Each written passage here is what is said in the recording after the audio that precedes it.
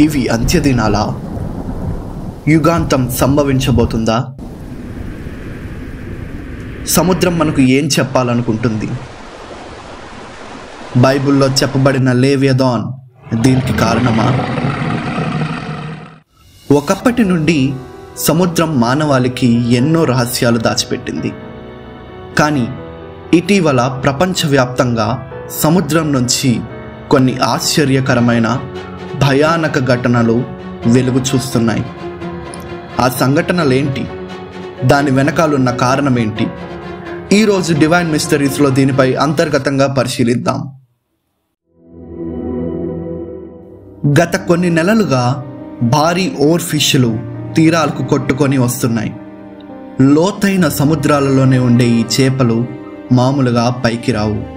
అయితే Japan, Philippines, Mexico, Peru, Indonesia వంటి దేశాల్లో ఓర్ ఫిష్లు వరుసగా కనబడడం ప్రజలను భయాందోళనకు గురిచేస్తుంది.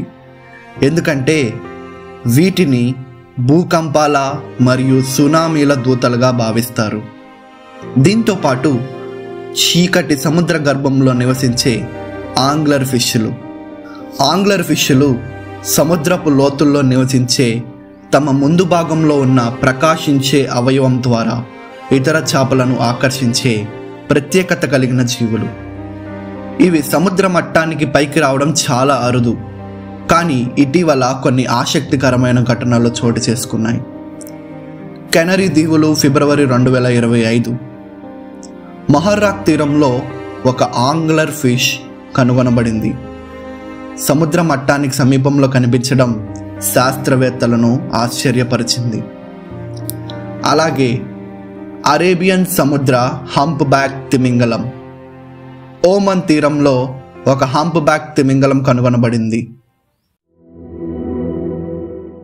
ఈ ఘటనలు సముద్రంలో జరుగుతున్న పరిమాణాలను సూచిస్తున్నాయా, లేదా ఈ జీవులు పైకి రావడం వెనుక మరేదైనా కారణాలున్నాయా? మనకు కనబడని లోతైన సముద్రాల్లో ఇంకా ఎన్నో రహస్యాలు ఉన్నాయి. కొందరు శాస్త్రవేత్తలు చెబుతున్నట్లుగా మన భూమి మీద మాత్రమే కాదు, మన సముద్ర గర్భంలో కూడా విచిత్రమైన మార్పులు జరుగుతున్నాయి. 2024లో అర్జెంటీనాకు సమీపంలోని సముద్ర గర్భంలో శాస్త్రవేత్తలు చాలా భారీ అవశేషాలను కనుగొన్నారు. కొందరి అభిప్రాయంలో ఇది ఒక ప్రాచీన మహాకాయ సముద్రజీవి అవశేషం కావచ్చు. ఇక కొన్ని నెలల క్రితం పసిఫిక్ మహాసముద్రం లోతుల్లో ఒక పెద్ద జీవిని సోనార్ టెక్నాలజీ ద్వారా గుర్తించారు. ఇది అనేక కిలోమీటర్ల పొడవుతో అనేక మందిని ఆశ్చర్యపరిచింది. ఈ సాక్ష్యాలు చూస్తుంటే మనం ఇప్పటి వరకు ఊహించని రహస్య జీవులు మన సముద్రాల్లో ఇంకా జీవించి ఉండొచ్చనే అనిపిస్తుంది. లెవియథాన్ భయంకరమైన సముద్ర రాక్షసం. బైబిల్లో లెవియథాన్ గురించి చాలా ప్రస్తావన ఉంది. ఇది యోబు గ్రంథం 41వ అధ్యాయంలో ప్రస్తావించబడింది. నీవు మకరమును గాలముతో బయటకు లాగగలవా? దాని నాలుకను తాడు వేసి లాగగలవా? కీర్తనల గ్రంథం 104:26లో ప్రస్తావించబడింది. అందులో ఓడలు నడుచుచున్నవి, దానిలో ఆటలాడుటకు నీవు నిర్మించిన మకరములున్నవి. అలాగే యెషయాలో కూడా దీని గురించి ప్రస్తావించబడింది. ఆ దినమున యెహోవా గట్టిదై గొప్పదై బలమైన తన ఖడ్గము పట్టుకొనును. తీవ్ర సర్పమైన మకరమును, వంకర సర్పమైన మకరమును ఆయన దండించును. సముద్రము మీదనున్న మకరమును సంహరించును. ఇది ఒక నిజమైన భీకర జీవి కావచ్చా, లేదా అంత్యదినాల్లో ఏదైనా భీకరమైన పరిణామాన్ని సూచిస్తుందా? ఈ ప్రస్తావనలు ఎప్పటి నుంచో ఉన్నప్పటికీ మనం ఇప్పుడు చూస్తున్న సముద్రపు మార్పులు, లోతైన సముద్ర జీవులు ఊహించని విధంగా బయటికి రావడం, మరెన్నో సంఘటనలు నిజంగా యుగాంత సంకేతాలా అనే ప్రశ్నను లేవనెత్తున్నాయి. ఒకప్పటి నుండి మానవుని నుండి దూరంగా ఉన్న సముద్రపు లోతుల్లో ఉన్న కొత్త జీవులు కనిపిస్తున్నాయి. అత్యంత లోతైన సముద్రాల్లో కనబడిన కాస్పర్ ఆక్టోపస్, జాంబీ స్క్విడ్, అజ్ఞాతమైన సముద్ర జీవులు ఇప్పుడు భూమిపైకి వస్తున్నాయి. దీని అర్థం ఏమిటి? సముద్రం కదులుతోందా? ఏదైనా భారీ మార్పు సంభవించబోతుందా? ప్రకటన గ్రంథం 13:1 ఆధారంగా సముద్రం నుంచి ఒక మహాప్రాణి బయలుదేరింది. దానికి 10 కొమ్ములు 7 తలలు ఉండేవి. పరిశోధకులు చెప్పే విషయాన్ని బట్టి మనం ఇప్పుడు చూస్తున్న ఈ సుదీర్ఘ భారీ సముద్ర జీవులే లెవియథాన్ అని చెప్పడానికి ఆధారాలు లేవు.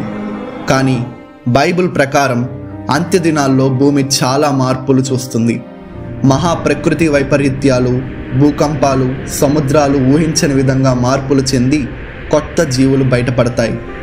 కొందరు ఈ లెవియథాన్ వర్ణనను అలంకార రూపకంగా చెప్తారు. కొందరు ఇది నిజమేనంటారు. ఇందులో వాస్తవికత, అవాస్తవికత ఎంత ఉంది అని ఆలోచించకుండా మనకు ముఖ్యమైనది ఏంటంటే బైబిల్లోని ప్రకటన గ్రంథం. దేవుడు చెప్పిన చాలా సూచనలు ఇప్పటికే జరిగాయి, ఇంకా జరుగుతూనే ఉంటాయి.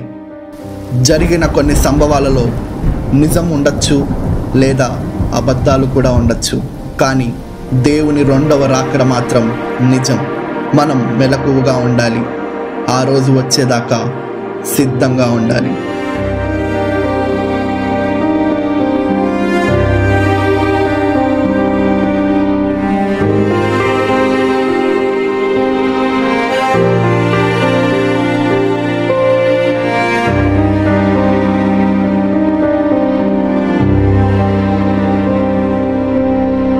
మీ అభిప్రాయాలను కామెంట్ చేయండి. ఈ వీడియోని షేర్ చేసి మరికొంతమందికి ఈ విషయాలు తెలియజేయండి. మరిన్ని రహస్య కథల కోసం తండ్రి సన్నిధి సండే స్కూల్ ఛానల్ని సబ్స్క్రైబ్ చేయండి.